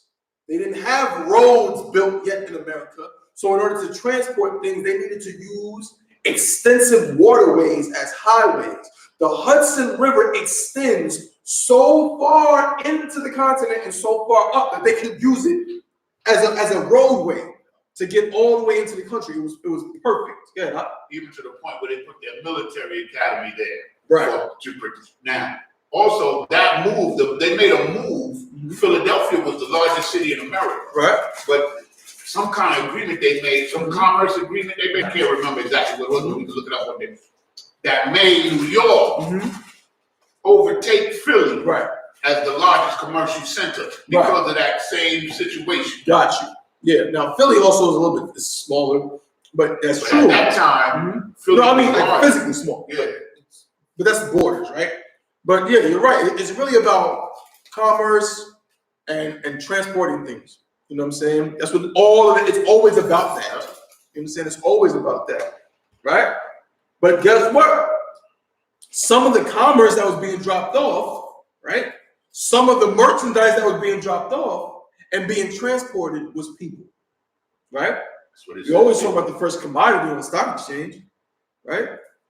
People were being transported from the ports in New York and Boston. Keep going, brother. As many as 500 slaves regularly left the ports of New England. Bounties were paid for Indian scalps to encourage as many deaths as possible. Following an especially successful raid against the Pequot in what is now Stamford, we're getting closer, Connecticut, the churches announced a second day of Thanksgiving to be celebrated to celebrate the victory over the heathen savages. Right. Wow. Good night. That's what they did, man. A second day of Thanksgiving. They were proud of the wars that they was winning. It was so much fun. Right. Go read that last article. Last paragraph. Yeah. During the feasting, the hacked off heads of natives were kicked through the streets like soccer balls. Even the friendly Wampanoag did not escape the madness. Their chief was beheaded and his head impaled on a pole in Plymouth, Massachusetts, where it remained on display for 24 years. No, they don't celebrate death. This ain't about death. That's not what this is about. You know what I'm saying? That's not their way. They're good people. But no, we just read that they had this man's head on display for 24 years. They celebrate their victories. Oh my God. These motherfuckers. Keep going. The killings became more and more frenzied, with days of Thanksgiving feast being held after each successful massacre. Days of what? Days of feasting, days of Thanksgiving. Keep going. Feast being held after each successful massacre. George Washington finally suggested that only one day of Thanksgiving per year be set aside instead of celebrating each and every massacre. Oh, we don't need to celebrate each and every one. Each and every time we kill all natives, we're just making one day a year. Wow. Keep going, brother. Later, Abraham Lincoln decreed Thanksgiving Day to be a legal national holiday during the Civil War. On the same day, he ordered troops to march against the starving Sioux in Minnesota. That's when it became a national holiday. Stop right there. I'm gonna give you a scripture in a second, but let me read something. I got another article. Right? It says that's when it became a national holiday for Abraham Lincoln. 1863. So now I like to go to the site because they always try to debunk things, right? But sometimes, a lot of times, and then they're trying to debunk something to prove how real it is, how true it is, right? This is Snopes.com. It asks the question, did Abraham Lincoln order the execution of 38 Dakota fighters? After a violent Native American uprising in 1862, President Lincoln signed off on 39 executions, right? It says, but also prevented the deaths of 264 other Dakota combatants. So it says the claim is that in 1862, Abraham Lincoln ordered the execution by hanging of 38 Dakota Sioux fighters. They're trying to decide if it's true or not. It says it's true. Lincoln approved the execution of 39 Dakota men convicted by a military commission of perpetrating massacres during the Dakota War of 1862. That's around the same time as the Civil War, ain't it? Yeah, they went into Thanksgiving Day. They went into the massacre on Thanksgiving Day, 1863. Mm-hmm. Right. And 14 years later, I thought the Native Indians was good buddies with them. I thought they was owning slaves and all that. Good night. Salaki. What you got, brother? after that, they had a treaty with the Sioux, and they gave the Sioux what was called the Black Mountain, the Black Hills. Right. Then in 1875 or 1874, they discovered gold in those hills, and that started the war that got Custard killed. Oh, well. So it's going the same shit over and over again. The same shit, just different circumstances. Let me scroll down.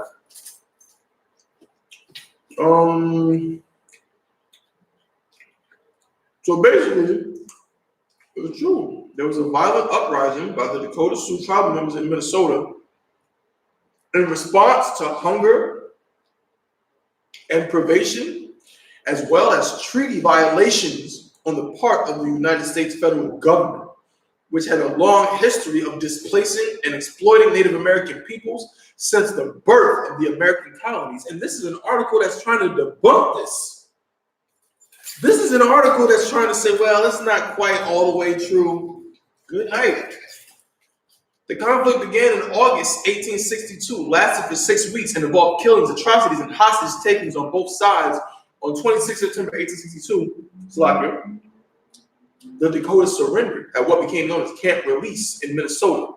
Camp what? Release. Camp Release in Minnesota. According to the Minnesota Historical Society, the U.S. forces then commenced military trials for hundreds of captured Dakota fighters. Now,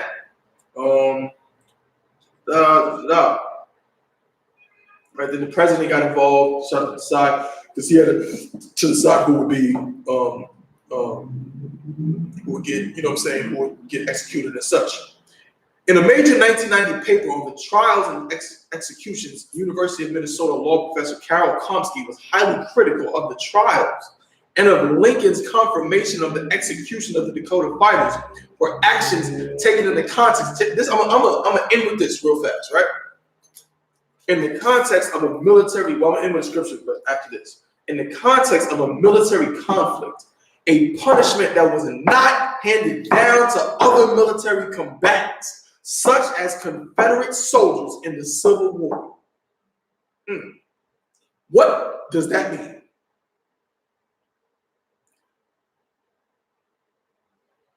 Say, read that part again, that last part. I'll read it again. So there was an uprising in Minnesota. About over 300 of them surrendered. They were being starved, they were being mistreated or whatever. They ended up surrendering.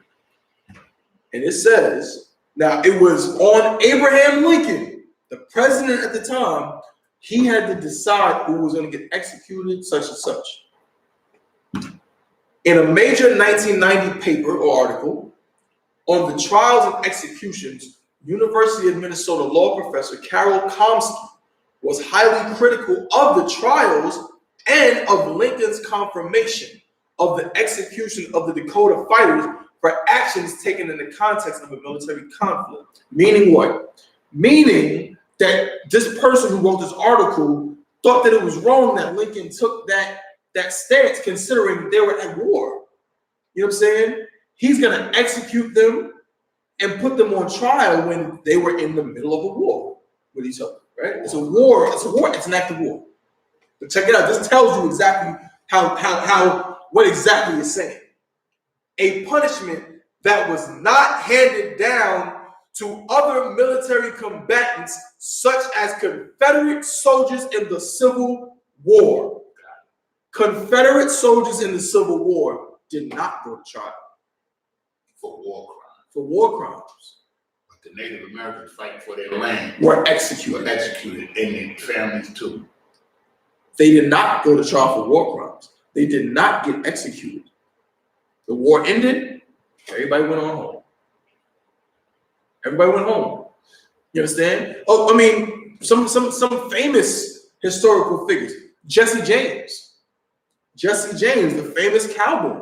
Jesse James, I don't believe was an official. He wasn't an enlisted man in the Confederate Army, but he was a Confederate apologist. He rode with Quantrell. Right, but they were like a almost like mercenary, like a militia. Right, Most High in Christ. They were like a militia on the side of the Confederacy, but they were not enlisted men. Because that wasn't the territory they was in. Wasn't even a state yet. Right, they were in. Don't tell me. It's over there on the West Coast. Kansas, Missouri area. Missouri. They were in Missouri, not the West Coast, Midwest. They were in Missouri, right? But they didn't face any punishment, right? But these Native Indians, right? And this happened. He set that down. He put that down on Thanksgiving Day. Now our people celebrate. We celebrate on Thursday. You know what I'm saying? First of all, this week you're gonna go in that grocery store. Good night. I gotta go in there to get little items sometimes, so I can, you know what I'm saying, eat like we all do. You're gonna go in that grocery store, and them sweet potatoes are gonna be flying off the shelf. Them sweet potatoes, you know what I'm saying? That carnation milk, you know what I'm saying? That it's like that evaporated milk, you know what I'm saying? The vanilla wafers. I remember my grandmother used to put on the list, man. I had to get the vanilla wafers, you know what I'm saying? With the pudding, with the bananas. I got to get all that stuff for the banana pudding, man. That's what I used to have to do. Sometimes she forgets some stuff, and I got to wake up early that morning and actually run to the store and get the stuff. I got this, right? But our people's going to do that. I used to do that. Not no more. Not no more. After reading this, after coming to the I.S.U.P.K. and the Commander General Yohana and learning that this holiday is nothing but the celebration of the destruction of my people, I'll be goddamn if I get even remotely close to celebrating this garbage. You know what I'm saying? I'm just going to use my rib. I love my rib, but I'm going to tell the truth. She used the same thing. It's just a family dinner. To hell with that. Fuck that. We have a family. We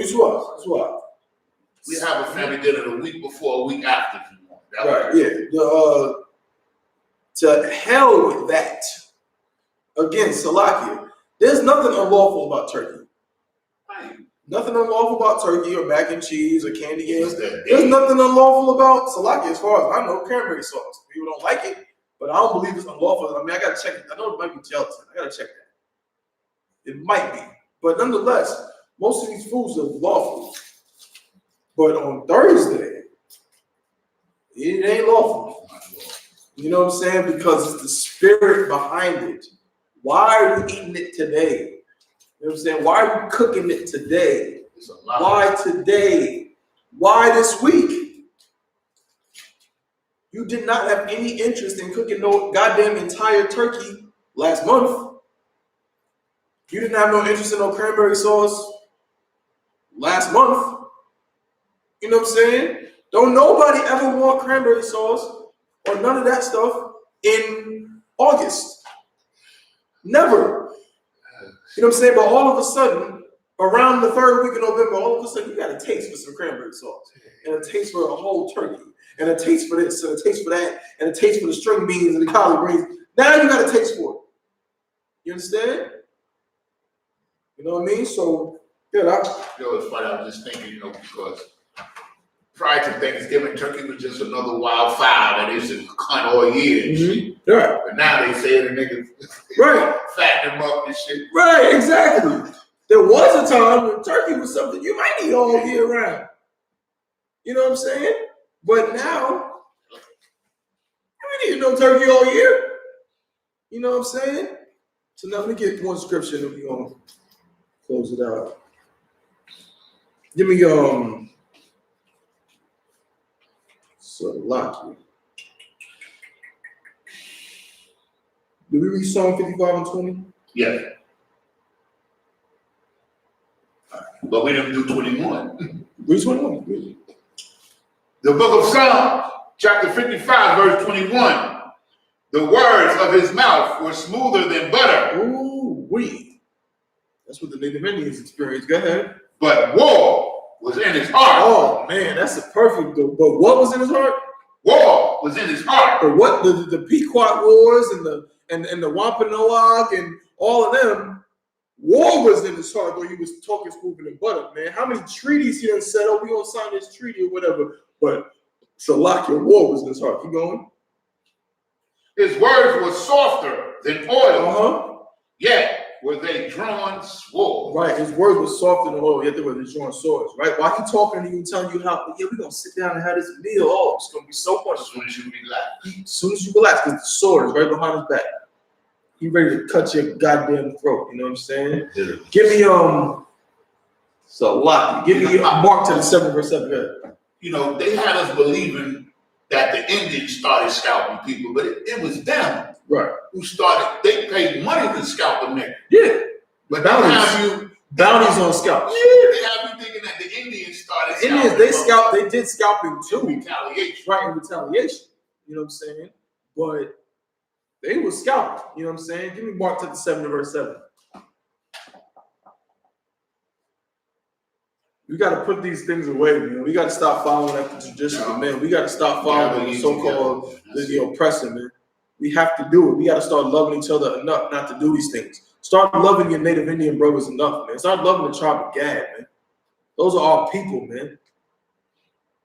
And for us to sit up here and say and celebrate, and you think you're making it better by saying, "Oh, it's just about food." Nigga, give Salakia, but that's some cowards. You know what I'm saying? That's a cowardly thing, man. That makes it worse. That's some slaves. Like, you know what it's about, but you're gonna do it for food. So all I gotta do is give you food, and now I can get you to do anything.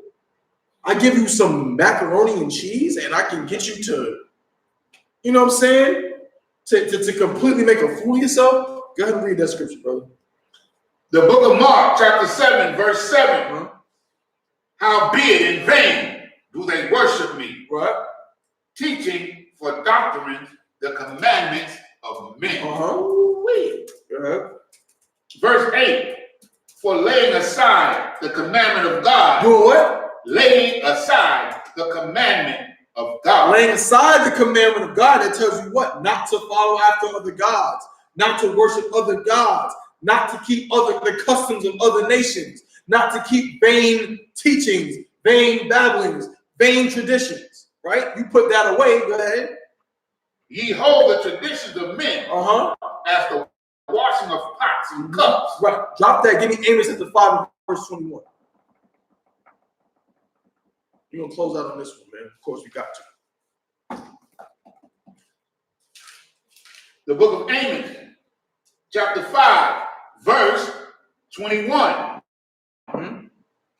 I hate, I despise your feast days. The Most High says he hates, he despises your feast days, not the Lord's feast days. The Lord's feast days, like the Feast of Dedication, you know what I'm saying? Like the Feast of Tabernacles, you know what I'm saying? Those are Tawaf, those are the Lord's feast days. It tells you in the scriptures. But he says, read it from the top. I hate, I despise your feast days. He despises your feast days, your disgusting Thanksgiving and your Christmas, man, and your Easter, and your goddamn, what's the other one? Give me some more. And your Valentine's Day, and your Memorial Day, Labor and Day. your Father's Day, and your Labor Day, and your Mother's Day. He despises your feast day, right? Your Halloween, that filth. Keep going. I will not smell in your solemn assembly. You're going to smell in your solemn assembly. You're not going to smell that nasty turkey, man, that dry-ass turkey you're making. You're not going to smell that mac and cheese and them collards. You're not going to smell none of that, them biscuits. You're not going to smell that. Go ahead. Verse 22. Though you offer me burnt offering. Though you sit in front of the table and y'all, what y'all do? What do we do at the table? We got the old man at the head and grandma over on this side. And y'all gonna hold them hands, right? And y'all gonna bow your heads and say, "Dear Lord, such and such and such, thank you for these pork chops smothered to perfection that you told us we should not eat. You know, that's what you're gonna say. Read verse 22 from the top. Though ye offer me burnt offerings, You offer me burnt offerings, go ahead. and your meat offerings, And your meat offerings, you offer me, you cook these things up to me. You said that you cook these things so you can thank the Most High. Because guess what? That's what the pilgrims were doing too. Don't get it twisted. Those Thanksgiving meals they were having weren't just because of the wars. It was in combination with things they were already doing. They were religious. We read the part that said they were zealous religious sect, so to speak. You know what I'm saying? they were the main ones. They were a bunch of religious nuts. They were a bunch of Christian weirdos. You know what I'm saying? The kind of the one auntie you got who don't wear no makeup, right? And she always wear a dress. That aunt or that grandmother of yours, she learned from Puritans. Yeah. That's where that comes from. Okay? Keep going, brother. I will not accept them. Most High said what? I will not accept them. The ham? Will not accept them. He said he's not going to accept the glazed ham with the pineapples on it. Not accept them. Keep going. Neither will I regard the peace offerings of your fat beasts. The peace offerings, you know, the one where you sit next to that cousin that you hate, you know what I'm saying? Or that uncle that molested you about 20 years ago. And it's the peace offering, is where you sit there and pretend like none of that happened. The Most High said he will not regard it.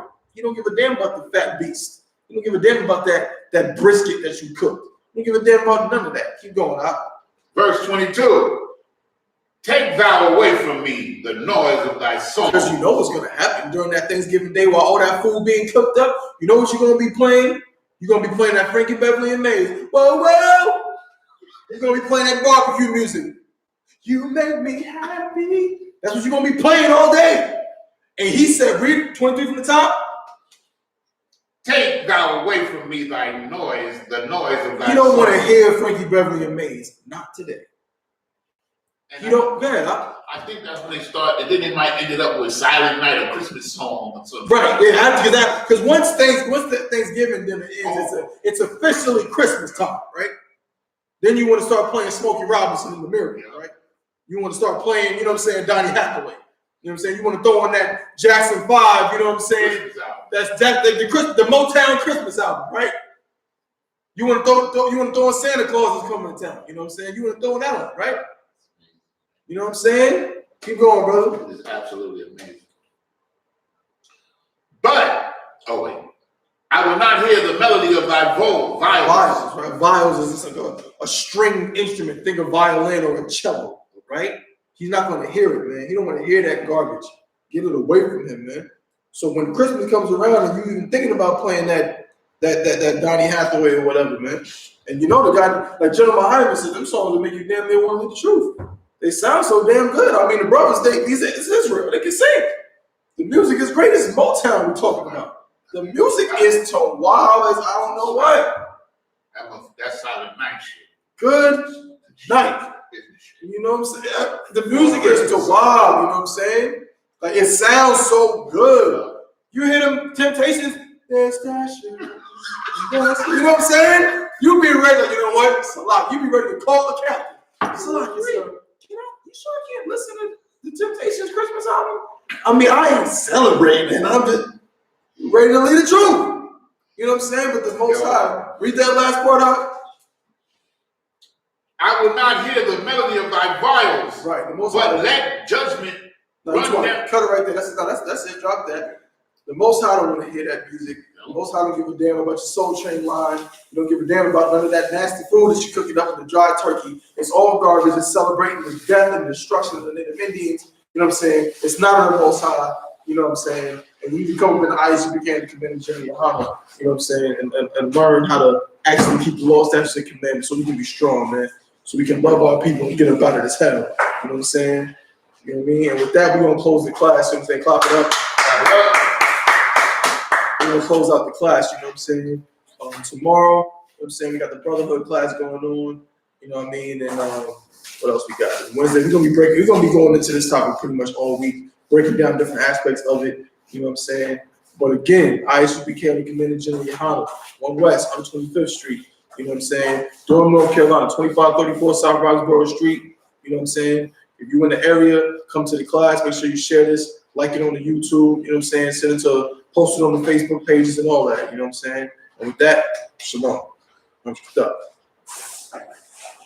Yo, man, I learned a lot of shit today, man. Like,